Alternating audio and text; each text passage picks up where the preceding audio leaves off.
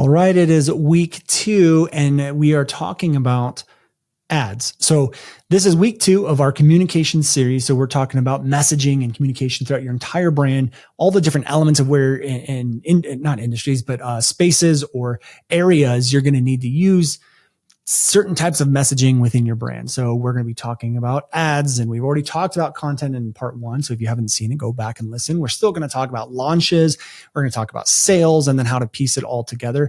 But this is week 2. We're talking about ads, and ads are, you have to understand, going to be the first, like for most people, it's going to be the first touch point of ever they ever experience you. And so there's things we can do to qualify leads, to bring in the best leads, to prep people, to build rapport, to make people understand that you know what you're talking about, and a lot of different things. But we have to get the messaging right in ads first. And that's exactly what this episode is all about. So if you've been struggling with ads, you're not sure what to say in ads, you have a hard time creating ads, your ad cost is going up, pay attention to this episode. So without further ado, let's get into it. Hi, I'm Brandon Lucero, and you're about to experience the new way to thrive in business, entrepreneurship, and life by leaning into who you are, what you love, and standing up for what you want to create. Get ready, because this is where we go against the grain, say no to outdated society norms, and we say yes to change in order to create a happier, more fulfilled world. Welcome to the New Generation Entrepreneur Podcast.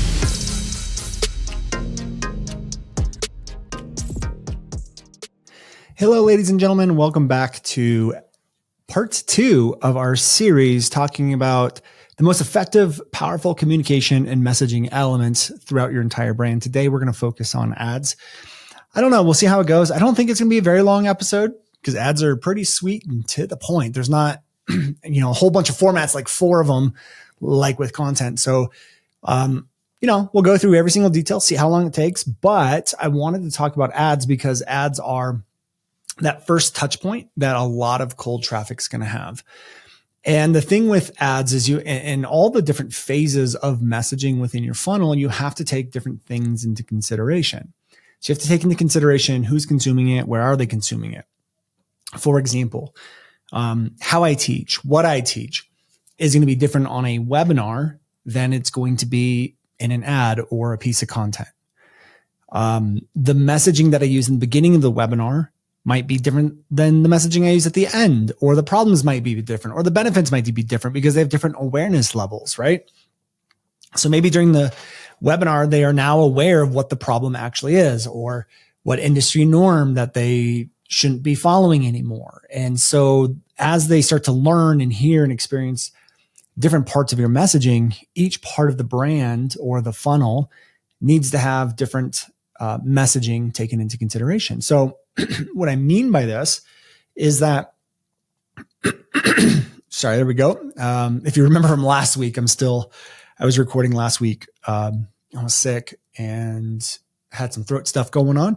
But I'm recording both episodes on the same day. So I'm still, still sick. So if you hear me clear my throat or cough or whatever, that's the reason why. Anyways, with that being said, we have to take that into consideration because ads will literally be the first touch point. Ads are going to be the first touch point that people are going to have when they come into your brand. I like to call this invites. It's going to be the first invite inside of your brand. Okay. So that an invite basically means like, hey, I'm inviting you to take the next step, which is like attend a webinar or go deeper in the funnel or attend this workshop or challenge or whatever it may be. Right. So an invite could be a social media post. It could be an ad. It can be an email that someone gets because it's on your email list, but an invite is going to be that first touch point for the funnel. And we want to be very clear upfront, like who this is for. We want to be very relevant to them. We literally want people to read your ad, to hear your ad, to experience your ad and feel like, okay, this person's talking about me. This person is like really describing what I'm going through. They're describing what I'm doing. They really are describing me. We need that to happen inside of your ads. Okay. So the ads you have to come into with the awareness level, or you have to understand the audience is going to have a very limited awareness level. They're going to have a very limited awareness level of you. They're going to be at the first awareness level of the problem that they're experiencing. Because you have to understand, if they knew what was causing the problem, if they knew how to fix the problem, then they wouldn't have the problem, right? So they're just so unaware of so many things. So like one of the worst things you could do inside of an ad, since it's the first touch point, is dive deep into what the actual real solution is, what the actual real problem is, why the real problem exists, and all of that stuff. So a lot of the times when your ads aren't working, it's because you're speaking outside the awareness level of your audience. So let me give you an example. When I first started teaching messaging and communication, I was not sitting there talking about messaging. I tried, but I wasn't sitting there like, hey, you want to master your messaging? You want to do this? You want to do that? You want to learn your messaging? Why? Because it didn't work, because no one knew what messaging was. No one knew messaging was the actual problem. So I had to ask myself, like, okay, well, what are they dealing with? When messaging is off, when they don't have it, what problems exist? Oh, their content's not working. Their videos aren't working. They're putting out great information and it's not getting seen. So I go, okay, that's what they are literally experiencing right now. And I would start my ads with that. Is your content not really working? Are you putting out your best stuff for free and it's just not hitting the results you want, and yada, yada, yada. And then I would talk about the benefits and like, hey, don't you just want really engaging content or whatever, right? So I would start with that because that was the problem they were having. And so people didn't look at me as a messaging expert. They actually looked at me as like a content expert, because I was showing people how to create really engaging content. But again, it's because the messaging was centered around what their awareness level was. And I'll tell you right now, your audience always has the awareness of the problem that you solve. So if you're clear on the problem that you solve and you talk about that problem in the ad, they will always feel relevant to the messaging that you have. And I would say almost all the time when your messaging is not working, your ads are not working, it's because they just don't see how it's relevant to them. Like no one's going to opt into an ad on how to fix messaging if they don't realize that messaging is the actual problem. They don't see it. They're not aware of that. Okay. So what we have to do is start to ask ourselves, what are those sort of problems? What are they dealing with? What is this webinar going to solve for them? Or what is this funnel or this launch going to solve for them? Okay. Now, the way we like to build out messaging and funnels and stuff like that is I just like to look at what's working within my brand. I like to look at like, okay, what's the most popular piece of content, the most downloaded episode, whatever, like I just look at like what topics are just doing really well and can we create a funnel around that?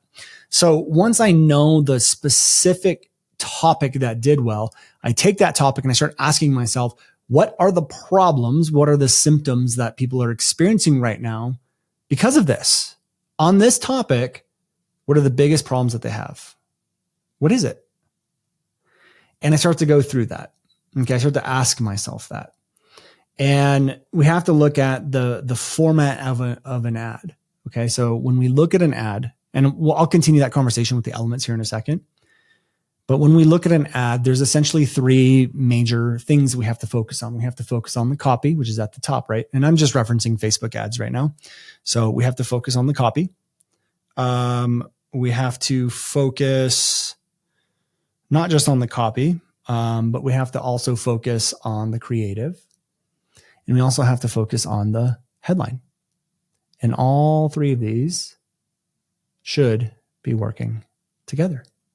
So let's go through that and let's talk about how we can get these to sort of work together. I do have some principles. I do have some formats that I like to follow. Inside of NGM Plus, our mentorship or coaching program, we dive deep into these things with all the frameworks and stuff. But I'm gonna give you guys some best practices here now. So let's actually start with the headline. There's a couple of things I like to do with headlines. I like to test a couple different headlines. I actually I'll really honestly start with the copy. The copy is like really the first thing that I write. I usually write 2 or 3 pieces of copy, and I'm going to go through the copy here in a second. So I'm not going to dive deep into copy right now.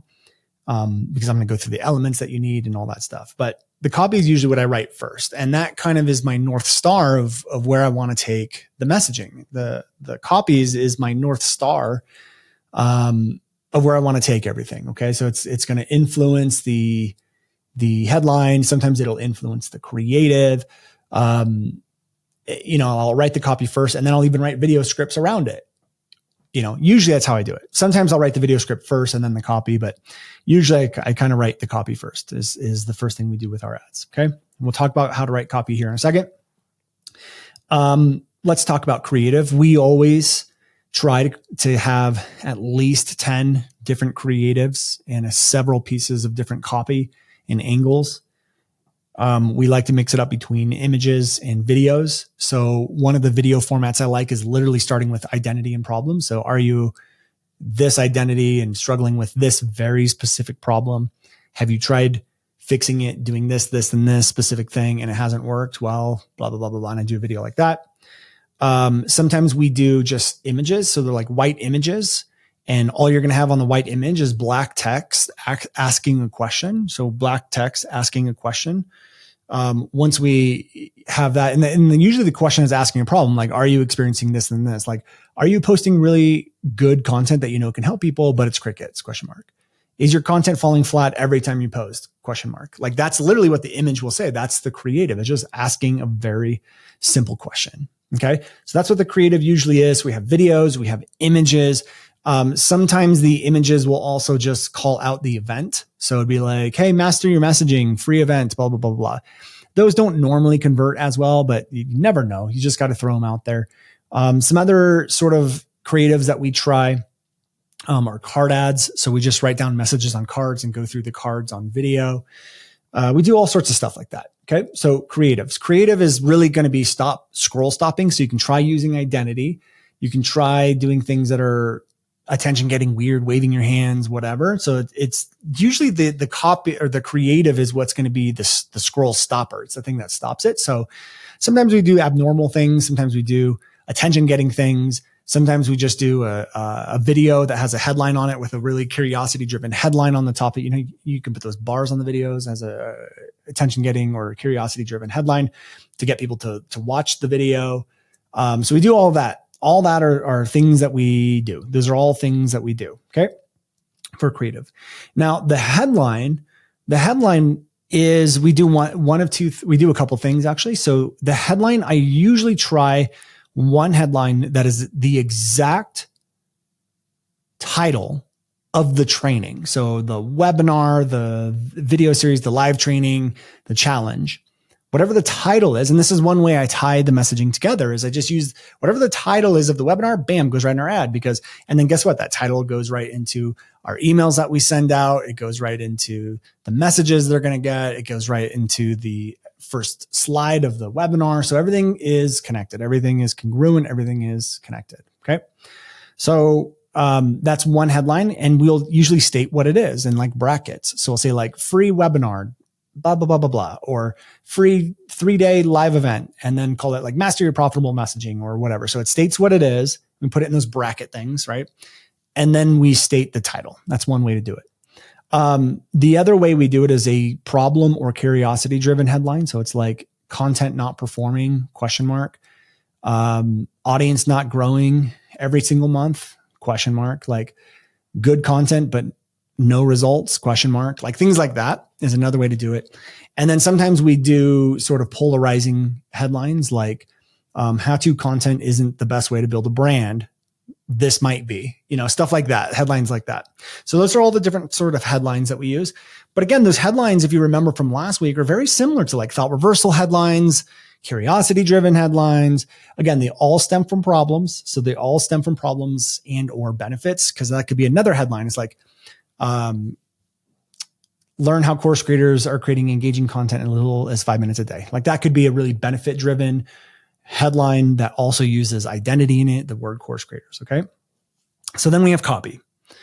And the way that I find that it usually works is what happens is people will see the creative first, then they read the headline, and then they go read the copy last is usually the way that I find that it works. So let's talk about that. Let's talk about the different elements you're going to need. I'm going to just state the elements and then I'm going to go through a couple different formats you can use.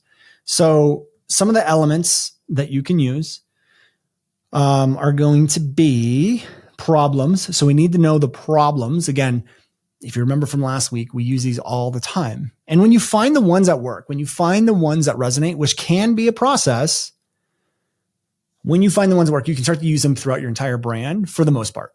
Okay. So when you get deeper into like webinars and stuff, they might change a little bit, but you can use them throughout your entire brand. Okay. So the problems, the symptoms, but you also want to know the mistakes or the things they're doing that cause the problem. or the industry norm that caused them to do those things. And so that's the cause. So the cause that causes the problem, that's before the problem. So what are they doing before the problem that then creates the problem? And then the last one is the next one is the solution that doesn't work. So what are they doing to try to fix it that doesn't work? Okay, so you're going to need that. So let me just repeat that. Elements are going to be the problems, which you should probably kind of already know if you've done your testing and stuff like that, or you can just use this as a test as well. What do they do to cause the problem? What industry norms are they doing or following that causes the problem? And then what are they doing to try to fix the problem? So cause and fix. What are they trying to do to fix the problem that doesn't work? Okay, so, and then we also need to know the identity of who we want to attract. We need to know the benefits and the desires that they have. And then if you have any social proof, you want to use that as well. So like for us, we've worked with 2,000 or 1,700 or however many students fixing their messaging and all that stuff, or we've done multiple 6-figure launches or 7-figure launches or whatever. Okay. So we want to start piecing these together. So one of the ways that we like to use these elements in the copy is I really look at self-identifying language. How can I write something that gets the audience to self-identify, come to their own conclusion? Oh my gosh, that's me. They're talking about me. I'm doing that. I'm experiencing that. This is about me. The more relevant you can become to the person, especially on that first touch point, the more rapport you're going to get, the more relevant, or I guess the more of like, that's me effect you're going to get. And you literally, since it's the first touch point, you want people to feel like you understand them. You want people to feel like you hear them. Even from the ad, if you can nail this, they're going to start to gain a little bit of trust in your ability to solve the problem.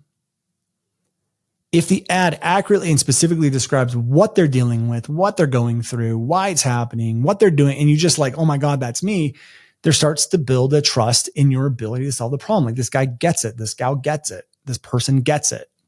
Gets me. And so they opt in. But not only are they opting in, but you're also now attracting someone who knows they have a problem, has tried to fix the problem, and has said, okay, this is really relevant to me. That's going to be the highest quality lead you always get. So what I like to always do is start with something like, are you identity? So are you a course creator struggling with this, one of these problems? And I might describe exactly what they are, this and that, or this and that, or this and that. And I'll say, if so, one of the reasons why, well, let me think about this. If so, well, you can go two ways with it. You can say, if you are, I'm willing to bet you were doing X, Y, and Z, and whether you know it or not, this is what actually caused the problem. And now they go, oh my gosh, that's me. Or you could say, if so, I bet you have tried doing one of the following in order to fix the problem. So now we go with the mistakes they did to try to fix the problem. Or you can, if you really want to go crazy with it, you can use all three. So, hey, are you this identity dealing with this? And were you doing this? Because that's usually the cause. And what most people don't realize is when you try to use X, Y, and Z to fix it, it doesn't work. And if you can nail all three of those, you don't need all three. You need at least one set of problems and one set of the types of mistakes. But if you want to do all three, you can, right? But then we have to do the transition. And the transition now uses your social proof. So it'd be like, after helping people solve this problem for 3 years or working with over 2,000 course creators, we have realized there are three things, one framework. Like you have to say there are something, and that should be whatever you're going to teach on the launch, the webinar, or whatever it may be, the challenge. There are X, Y, and Z's that we have realized and that help actually fix this problem. And we want to teach you exactly what those are. And you can click the link below and register, blah, blah, blah, blah, blah. So again, we use the problems, we use the mistakes, we use the identity, we use the social proof, and then we have the call to action. So after working with X, Y, and Z, we have discovered there are 1, 3, couple ways, whatever, to do this. And then if you want, you can also insert some benefits and desires and say, and when these three things are implemented, you can finally start to experience, and you want to put the very specific desires or benefits that they want to gain. Okay. That usually is always going to be our best performer. Those usually work really, really well. Okay.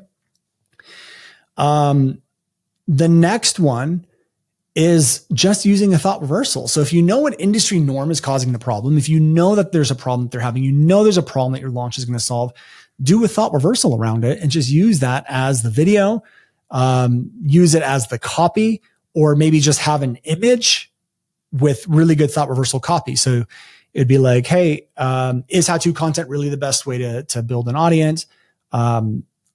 I understand why you think that, yada, yada, yada, Gary Vaynerchuk, after working with 2,000 people, we have realized and figured out like, what is Gary and Brene Brown and what are they all doing? And sometimes they'll even say the solution. They're shifting perspective. They're getting you to see things differently. They're dot connecting. They're making you aware of things you weren't aware of before. And we have a whole process that we want to break down, showing you exactly how to do that. Click the link below and opt in. Okay. So it's kind of a thought reversal. The only difference is we don't really go into the solution. We just kind of say what the solution is, but we don't really teach it. We just tell them we're going to teach it on the webinar. So thought reversals are great. You can just use a attention getting polarizing image with thought reversal copy if you want, or a thought reversal video with thought reversal copy. Either one works. And then the other one that we normally try, and there's more to this, but I'm just going to keep it super simple. The next one is just benefits. Just talk about like, hey, you're a course creator who's trying to get X, Y, and Z, and you've been struggling to be able to get it. After working with 2,000 people, we've been able to help them see how to do it. We've, like whatever. So you still want to use the social proof. You still want to use that stuff, but instead of leading with problems, you're leading with benefits. I sometimes will lead with benefits and even talk about problems too. So it'd be like, hey, are you a course creator who really just wants to create effective content? You don't want it to take all day. And the biggest problem that you have right now is you don't have a lot of time. And then when you post your best stuff, it's just going unseen. So now that still speaks to people, right? I have the problem, but I led with a benefit. And then we still use the other elements. So like the social proof, if you have it, if you don't have it, no worries. Don't freak out. You don't need to use it. And then we just sort of combine those together. So again, let's just kind of recap the problem, the elements you're going to need. You're going to need to know the problems that your launch, not your brand. Again, that would be very clear, not your brand, but your launch. You need to know what the funnel, the sales mechanism, what problems it's going to solve, the mistakes causing those problems, the industry norms or mistakes they do to try to, that are also causing those problems. And then the solution they try to do to fix a problem doesn't work. You're going to need to know their identity. You're going to need to know their benefits and desires. You're going to need to know the social proof. If you have it, don't need it, but if you have it. And then the formats that we're going to use is, remember, there's three elements. There's the copy, the creative, and the headline. The thing that I want to say, because we're not going to address it in this series, is you have to understand the ad has to speak within their awareness. The ad also is going to be that first touch point. It's what I call the invite. Now, if someone clicks on your invite, they want whatever it is you said in the ad. So when it gets to your opt-in page, don't try to reconvince them of anything. Honestly, your opt-in page should match your ads as much as possible, like almost verbatim. Now, I understand that's impossible because you might have different headlines, you might have different copy, different creatives, but what you'll realize is over time, one or two ads will pop up to the surface as winners. They're your best performers. So when you start to become aware of your best performers, what you can start to do is use those best performers to give you great copy on the opt-in page. So what I do is if I have a headline and it's titled like, how to create engaging content. That's the headline of the ad, right? But and I'll say free webinar, how to create engaging content. And my opt-in page says something like, is how-to content really the best way to create engaging content? Because that's what one of my ads said. Well, if I find out that how to create engaging content is the winning ad, well, I'm going to change my opt-in page to literally mimic that. It's going to say how to create engaging content, like free webinar. It's the same information. Like if someone's clicking on my invite to go over to the opt-in page, I don't want to waste time trying to reconvince them of something. I don't want to do that. I want to just reassure them they're in the right place. Okay. So keep that in mind as well. So let's go ahead and wrap up this episode. This is messaging and communication within ads. Hopefully this was helpful and beneficial. We still have how to use messaging within launches and sales, and then how to piece all of this stuff together in episode number 5. So With that being said, we will go ahead, wrap up here. If you guys have not left us a review on iTunes, I would absolutely love it. I love reading those things. So head over there, leave us a review, and I'll see you guys next week. Take care. Hey guys, thank you so much for checking out another episode of the New Generation Entrepreneur Podcast. If you enjoyed this episode, go below, hit the subscribe button, and make sure you click on that bell icon and get notified every time we drop a new episode. Now, if you're looking for the show notes, we have them linked underneath this video, as well as our social media handles and some links to free training and offers that we drop from time to time to help you guys even further. So go check those out if you're interested, and thank you so much for tuning in to the New Generation Entrepreneur Podcast.